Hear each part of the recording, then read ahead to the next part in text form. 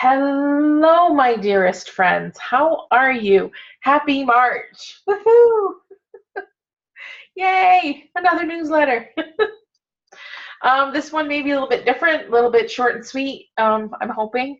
I don't want to talk your ear off. Forgive the poor camera and the audio quality. I just was outside dealing with snow, dealing with a little bit of ice and stuff like that, cleaning off my car. Sedona got hit with snow. About 1.5 to 2 feet is what we got here. So, it's been a long time since I've had to deal with inclement weather like that to that degree. So, trying to manage it the best I can without a snow shovel. I don't own a snow shovel and I need one. So I asked my landlord to go buy one for the property. But so anyways, I hope you all are safe and happy and warm, or cool if it's hot where you are. I'm just grateful for all of you. I am. Thanks for coming back and watching another one. I really appreciate having this platform to share with you the things that I really want to share. Excuse me. Sorry. I want to talk about the resilient mind today. The resilient mind is something that I've been working towards learning about peer support within my industry, which is the fire EMS, and it also includes police. And with that, I get a lot of exposure to some great training. A couple weeks back, we went to a talk given by Tanya Glenn. She is a leader in the idea of peer support, and she helps a lot of veterans as well as police, fire, EMS deal with post-traumatic stress disorder to try to help them heal, to really make their quality of life better.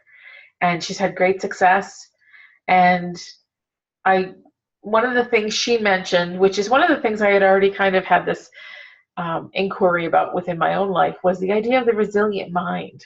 A resilient mind is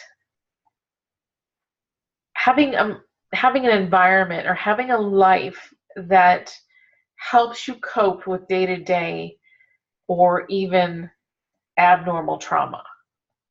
Now, when you're in our industry, you can see trauma quite a lot frequently than most people. And that's not to say people haven't had personal trauma of a different sort. I think this applies to everyone who either your job is about seeing trauma and dealing with it and helping others with it, or you've been through it yourself and that you have had trauma, whether it be familial trauma or personal trauma or some other type. And one thing I don't think that they really teach us in life is about the idea of a resilient mind. What is it? Well, they say a person who has interests outside of work, they have friends that they frequently spend time with, that they can talk about their intimate feelings with. Also, a person who, maybe their exercise, they eat right if they can.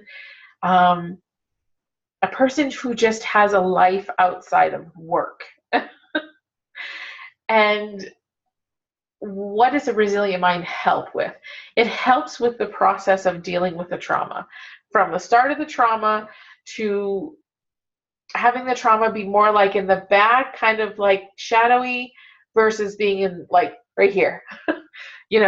It's taking that process and that time for it to go right here to kind of fade to the back can be shorter depending on the trauma. There's never any guarantee ever. And it helps the process of them coping with the trauma. They'll be able to cope with it better without a lot of internal or external ramifications from that, seeing that, experiencing it, being part of that trauma. And I just wanted to share it with you because it made me think of, okay, how resilient is my mind? Do I have a life outside of work? And I do, to a degree, as I have all of my friends who I seem to have more friends virtually than I do physically here. I don't often have time to go to the gym, so I don't go. So, there are things that made me realize how, oh, maybe if I start doing that or try to fit that in somewhere, it can help me deal with some of the day-to-day issues. Maybe it'll help me keep my mind more stable. And I just think it was worth sharing to, to maybe get you to think about how resilient is my mind. And understand this. It is so okay if you don't find that you have a resilient mind, if you feel that your mind is not as resilient as it could be. It's okay. It's just where you're at. And that's quite okay. But sometimes if we're aware of a way to make our mind become more resilient, we have the ability to start to strengthen that foundation. But if you're in a place where you cannot, it's okay. It's quite okay. That's why you have your support system. And if you don't have one, I need you to reach out to me and say that so that we can help build one for you. I really think it's important. I see a lot of the after effects of people who have had trauma, and whether it be emotional, physical, or mental, all of it's bad. And the more that I learn and the more that I understand about the psychological effects of trauma, the more I want to help. And the more I want to apply it to my life to make sure that I am sturdy foundation for those of you who need help, as well as for myself, when as we grow, we may encounter a trauma that we forgot or that we suppressed as we go through that process of letting go old hurts and healing old wounds and moving forward. And, traumas can sneak up that have happened that we didn't realize happened and just kind of overtake us. So in that process, we all need helps, tips, tricks. So I am going to find an article about the resilient mind, and I will add it to the newsletter so that you can click on it and read it. If not, I will write a blog about it. And I may do that later, but any little thing, whether it's just picking up the phone and texting a friend at least once a day, that's resiliency. Sometimes you can't do it, and I get it, and I accept that. But if that's a small enough process and easy for you to handle, I encourage you to just start something, one thing, to just start working towards that resiliency, because it's going to help you maneuver through anything. So, okay, peer support over. What's happening with me? Well, I did submit my book to an agent. Hooray! I have a few more I want to submit it to, but in the process of doing that, I learned I have to write a better synopsis. It's all learning. We all learn. Even these bestsellers authors had to learn somewhere. They didn't know when they first started out. So I'm learning still. And I know I'm learning. I will share the process with you, which, caused me huge anxiety.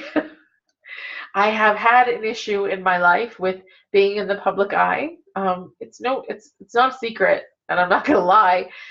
Just creating a Facebook page that was public was huge for me. Not many people didn't realize why I was like, oh my God, you guys, I just did this. And they were like, okay, congratulations. And I'm like, you don't understand. I want to puke right now. Being in the public eye, there's reasons why. Most of them past life. And actually, I did a meditation the other day and discovered, I've had many lifetimes where who I was, what I was, and what I did, I was harmed, crucified, and killed for being that. And so there is a big fear about being in the public eye. Huge fear, huge. But over time, I've managed. I've worked through it. I've, found that confidence to continue my work, to make, to sell my books, it's a process. And I'm still working through it. And this process brought huge anxiety. My brain just wanted to shut that train down. Anxiety level went from 1 to 11. And I really just I really knew that if I don't work through this fear, because the first time I looked down, I sat it, I read it, I closed it out because I was like, yeah, no, it's not going to happen. And then I went through, and then I talked myself off the ledge. I said, look, I understand you're afraid. I accept that you're afraid. I accept why you're afraid, but we're safe here and we need to move forward with this because we're never going to get to our goals if we don't work through this anxiety together. So I'd go through one question, do a lot of heavy breathing, deep breathing, and once I felt okay, I went on to the next question. It was, a 10-minute process that took half an hour. I don't care. I find it successful for me to have maneuvered through that anxiety. Do I know that it's awesome and that I will eventually be picked up? You bet, absolutely. But that doesn't stop that innate fear that comes through to try to shut me down. And even through the process, my brain was pulling out some mean things and telling myself horrible things about me. And of course, there's an after effect of that. There's an after effect of basically belittling yourself like an abusive spouse. And I had to cope with that after effect. I worked through it with my, my therapist, and just I realized that, my brain was just trying to get me to stop doing what I was doing. There was no truth behind it. It was just my brain's wonderful way of sabotaging me. But the success in it is that I moved through it. I worked through it. I'm happy I did. Whatever happens on the other end of it, I'm just grateful that I worked through that process. Okay, what else is going on with me? Working a lot. Not the first week of March, I'm off to Vegas for my my ABC 360. It's the Ambulance Coding Academy. We get recertified every year, every March, go to Vegas. So I'll be out there. And then things get kind of busy at work towards the end of the month. For 3 weeks, I'll be on my own. So, I've got a lot going on. I'm grateful for the new book that is coming through. I did want to tell you that. I forgot. I'm excited about it. I am in a business activation class with the Healing Angel Protocol. My mentor, Phoenix, this was her download, and she introduced us to the people, the angels, and the guides that are going to be assisting us through our process. And my angel, I have no idea who it was just so pumped, and he was very sure and very guaranteed that we're just going to blow the doors off this one with this book. So I'm excited.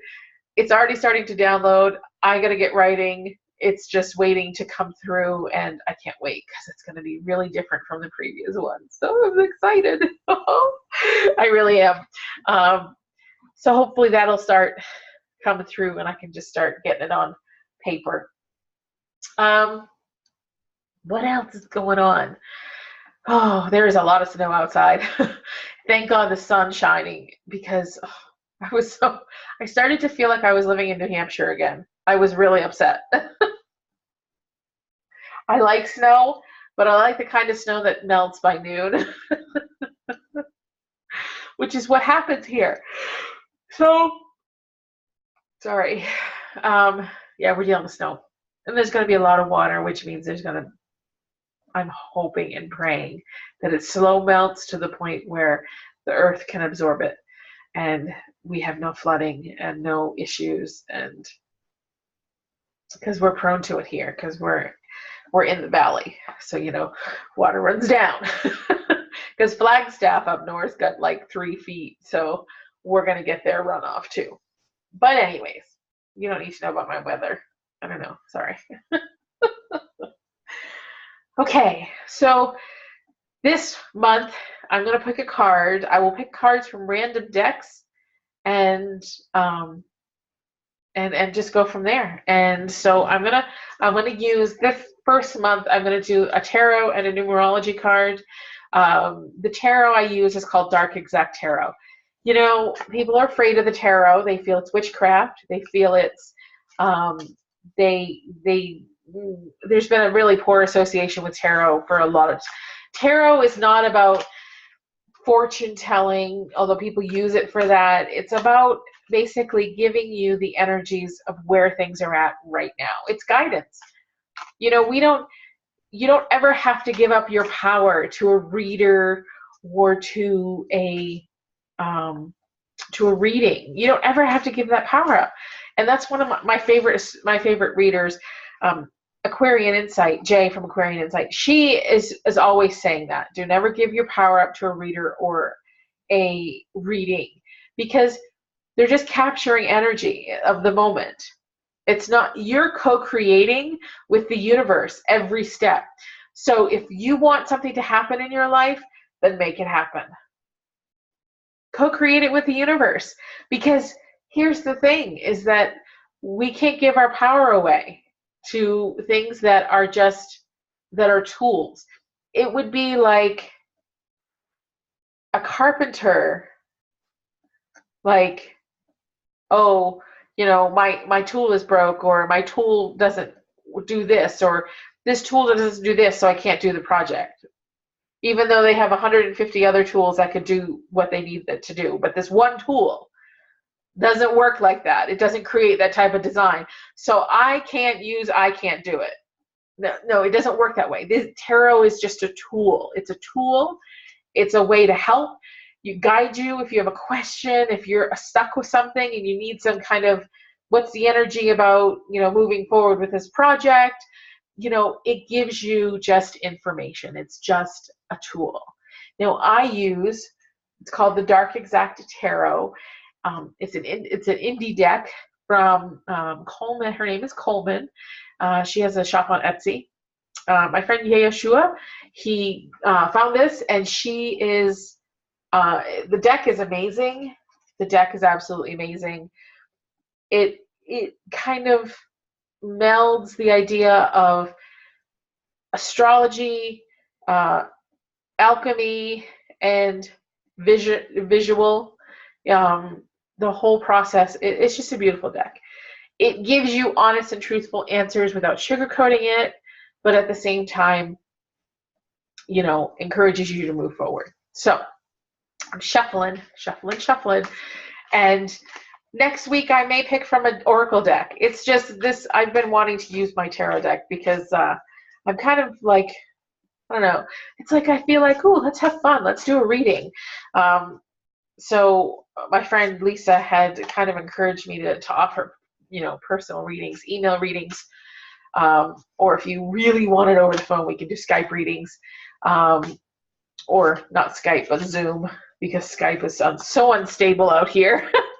My internet's not stable enough for Skype, but yeah, so let me keep shuffling, just shuffling. Okay. All right, so we pulled, it's the Six of Swords. Now, swords are about air energy. Swords are our thinking. It's an air sign. Gemini, Aquarius, Libra. I think that's it. There's another one, but I don't remember. But so it's about our thinking. It's about a lot of overthinking, a lot of mental, a lot of air. So the Six of Swords are about moving through a difficult moment with resolution. It's about stepping away and stepping back and kind of not detaching, but stepping into what I call neutral observer.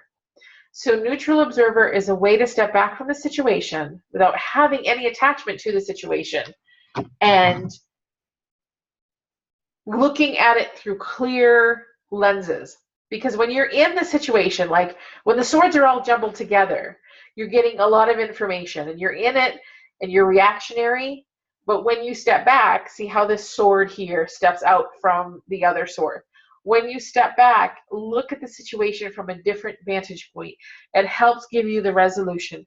So if you're going through a tough time right now, if you're going through a little bit of stress, you're in a situation where you're not sure what to do, how to resolve it, if there is a resolution, step back, take a breath, and just say, okay, I'm feeling this way about this situation, but let me look at it from a different point of view or a different lens. And allow yourself to see it in a different way. Then your resolution will show up, or the idea that there is no resolution will show up. So really, really, really just, I encourage you, neutral observer is the biggest tool in my toolbox. Oh my gosh. I wouldn't have gotten through submitting my my query if I hadn't had neutral observer.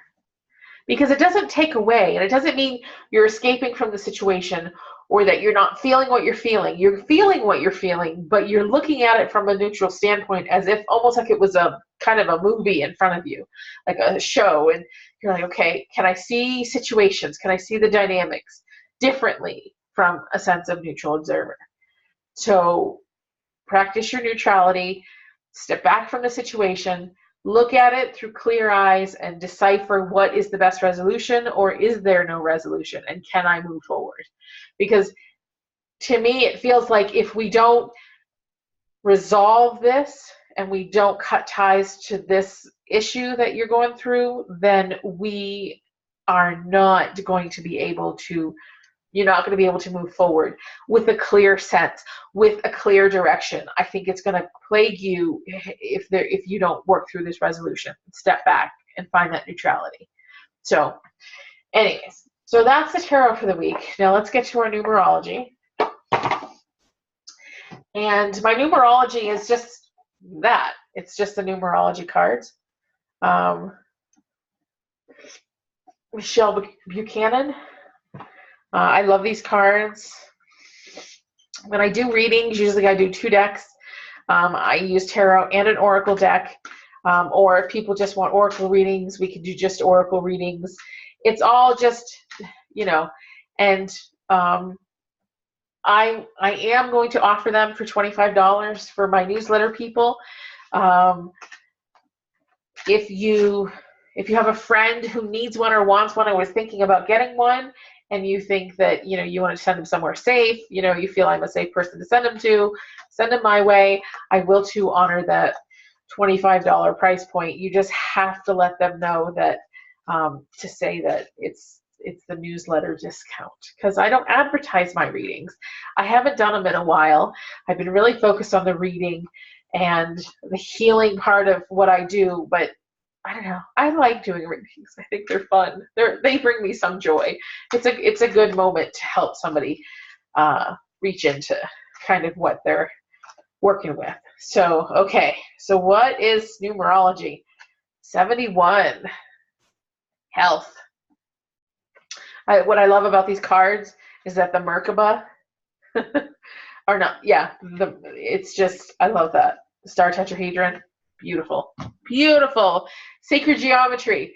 That's one thing we're working with in our class too, which I love. I love the sacred geometry. Metatron's cube, my next tattoo. Anyways, so there it's telling us health. Now, health can be what? Health can be anything. It can be take care of your health. It can be, is there something you're neglecting? For me, I know what it is. I don't need to even think. I know what health it's trying to tell me. Health can be anything from, you know, just get a checkup, make sure everything's okay, or ask yourself, you know, how can I be more healthy? Is there something I'm neglecting that I haven't been doing that I know I need to do that would make me feel better? I'm also going to read what it says in the book so you have a clear indication in case she says something that may spark inspiration in you. Okay, this card indicates a need to focus on your well-being and self-care. By drawing this card, you're being encouraged to explore practices and behaviors that can enhance your physical, emotional, and mental health. That's what I was talking about earlier, mental health. Whether you explore conventional or alternative methods, it's important at this time to put your health and happiness first. Yes, yes. Let's just see if there's anything else. This is a time to eliminate any unhealthy habits and behaviors that is impeding your success. You can seek professional assistance if you need to, or make improvements of your own. Some of the basic necessities for optimal health sorry, are regular checkups, good nutrition, and exercise, drinking plenty of water, and getting a good night's sleep. Detoxification, going outside in nature, engaging in relaxing activities, avoiding toxic people and environments, maintaining a positive mindset, meditation, yoga, defining your personal limits and boundaries, which is a huge self-care thing, okay? That's a huge self-care thing, I promise, it is. That's fodder for another time. Doing what you love, laughing often, and spending quiet time alone. So the affirmation is, with a healthy body and mind, I raise my energy vibration. So yeah, that's what the cards have to say this week, this month. So take care of you is what it's saying. And it's right along the idea of just, it's all health. It's not just physical health. It's not just going to the gym and eating salad. Although that could be part of it. There's nothing wrong with that. But it's about feeling good on the inside. And if you're not feeling good on the inside, then there's something happening that either you're neglecting or there's something that needs to be said. It's trying to tell you something. I just really, really, really encourage you to practice self-care. You know, lately, I think I said this in the beginning, and maybe I didn't, but recently I've had super chronic fatigue, and to the point where weekends, I sleep a lot of the weekends, just sleep, because I get up and I feel like, okay, today I'm going to get stuff done. And then when I'm having my tea, like this wave of just exhaustion just shows up for me. And so then I take a nap and then I continue, I get my stuff done, but I do it in a way that's in alignment with how my body feels. My body's been going through some kind of thing. And the chronic fatigue I've been feeling is, I think it has to do with my liver. But with that being said, I have to listen. I need to listen to my body. I need to take care of me because no one else is going to. I have to make that decision. So when I feel like I need a nap, I take a nap. When I feel like I need to, just stay in bed, I stay in bed, because there's a lot of internal and energetic processing happening that we don't see. We don't see that. When we're growing, when we're healing, when we're working through a situation, we don't see and feel what's happening. It's not external. So we can't say, like today I went and shoveled snow, or I cleaned off my stairs and cleaned off my car, which, the snow's like this on top of my car, and I'm trying to, so there's a lot. So yeah, okay, I have a reason to be tired, but the days that I go to work and I come home and the fatigue level is high. Why? Because I'm doing a lot of emotional work. I'm doing a lot of emotional growth between my therapist, my classes, and everything else I'm doing. There is mental and emotional growth. There is, just this process that's happening, and it's exhausting to go through it. The idea of healing, lifelong trauma, or healing how we feel. We think that, oh, that's just an internal thing. It doesn't take energy. It takes huge amounts of energy to be able to not even, to just see your trauma, to see what's happening and what you need to heal.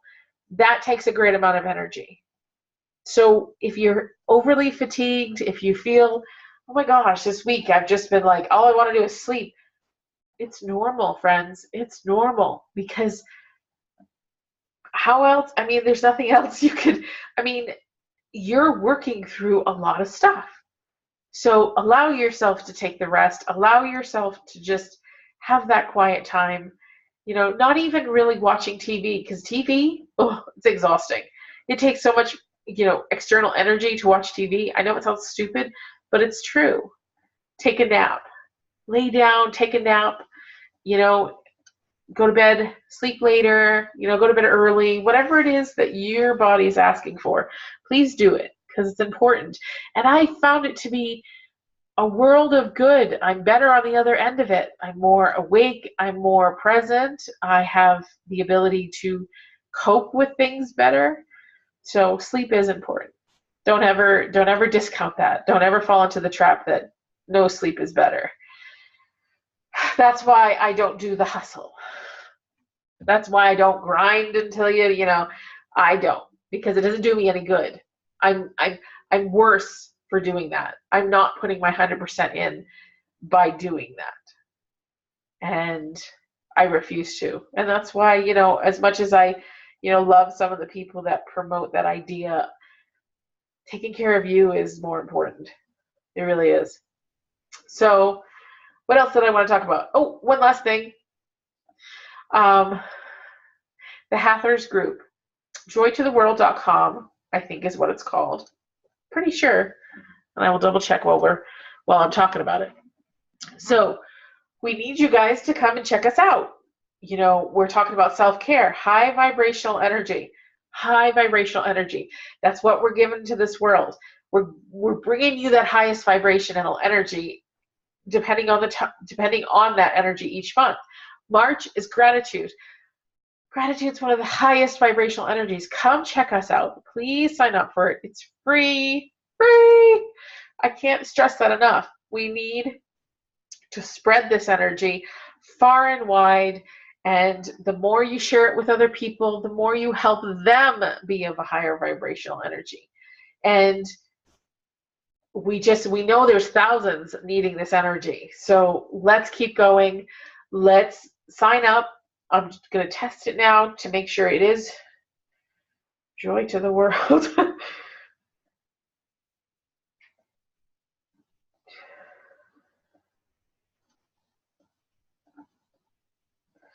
No, it isn't joytotheworld.com. Hold on. Oh, I will put it in the body below like I did last week. Please read the email. Please sign up. Just click it. Sign up. Go look at some people. Look at the way they express it. Last month we had somebody did a reading. Somebody does short videos, a poem. I do videos because that's what I like to do. I like to talk at you. It's my Gemini self, I love it. I love connecting with you, even if I can't see your beautiful faces. So go check it out. I will, like I said, check the link out. That's below. And just sign up. It's free, guys. Yeah, I think that's it. I think that's enough. I don't even know how long I've been on here. Again, I apologize for the poor video and audio quality. I needed to sit in comfort because I've not shoveled snow like this since I lived in Pennsylvania. And that felt like a long time ago. I love you guys. I really do. I'm not just saying, yeah, I love you guys. I really love you guys because each of you have such a great heart. You have a great energy and a beautiful spirit. I am so blessed to know each and every one of you, and I love you. And just know that you're so loved, not just by me, but by the world, by your guides, by your angels. You're loved by your gods and goddesses. You are so loved and supported, and I truly hope that you feel that in your heart. And if you need me, come get me. Okay. Have a great month. Talk to you in April.